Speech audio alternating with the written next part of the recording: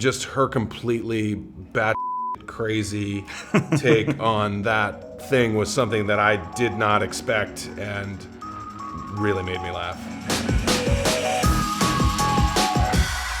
Easily one of my most favorite crime movies of all time. Fantastic movie. And back in the Boston area for Confess Fletch. Yeah. So yes, indeed. My yeah, it's my third movie in Boston, and Greg and I's second movie in Boston. We made clear history there as well. That's awesome. Greg, I wanted to ask, Confess Fletch, obviously based on the sequel to the original Fletch book, but not necessarily a sequel to the original film, or was that kind of your idea? I think it wasn't. I think in my mind, the events of the original film happened to this Fletch in their own way. The time period is different and everything, but interestingly, in the second book, Gregory Macdonald made Fletch already having retired from investigative reporting, which worked for our purposes. That he's out of it and he kind of gets pulled back into it, or a form of it. So yes, I think all those events took place. We did have an Alan Stanwyck reference that we ended up not using. Yes. But someday he'll show up, Karaoke Fletch. Or he won't show up, he's dead. But maybe his wife will. John, I wanted to, maybe this isn't so much a question, more as an observation I'd love to get your opinion on.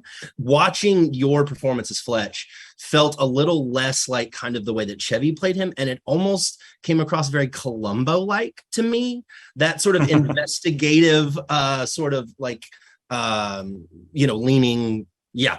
I was just curious if that was a thought in your head of kind of moving a little further away from sort of the sarcasm and more into the... Well, what we knew going in was that Chevy's iteration of this was a very specific version of it that also kind of was so redolent of the 80s that it's kind of hard to update that, or at least it's hard to bring that into the 2020s. And you mentioned, is this a sequel? They made a sequel to the original one in the later 80s, and it's its own thing. And then that kind of proves how hard it is to kind of capture that original lightning, even if you talk about Chevy reprising his own character. So we knew that we had to kind of come up with some new jazz, as it were. And you're right. Columbo's a very good kind of sort of template to look at. He is a little bit of a shaggy dog, and he's kind of thinking obliquely about things, and one more thing, and there's always something else going on in his head. And Peter Falk's sneaky funny and a really good actor as well. So I think that there's a lot of exciting ground to kind of till that we really leaned into the creative aspect of, okay, well let's recreate this from the ground up. And where do we start? Well, we start at the novel. Let's look at the novel and see how Gregory Macdonald envisioned this guy and go from there. That's awesome. One thing I'm curious is, I'd love to know who you had the hardest time keeping a straight face working opposite.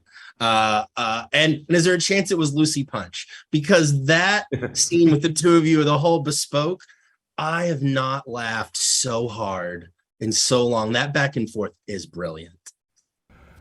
Well, thanks to this guy who wrote it. There was a lot of fun. For me, the chaos of the scene in the kitchen with Annie Mumolo, who I had worked with not on screen but off screen on Bridesmaids with, so I had known her and I know how funny she is, and just her completely crazy take on that thing was something that I did not expect and really made me laugh. Yeah, Annie came as that character, and it was we had to have a fire marshal there, and I'm glad. She might have burned down that set. Well, I'm glad it didn't happen. Gentlemen, thank you so much for taking time to chat today. I really appreciate it. Thank you, man. man. Thanks.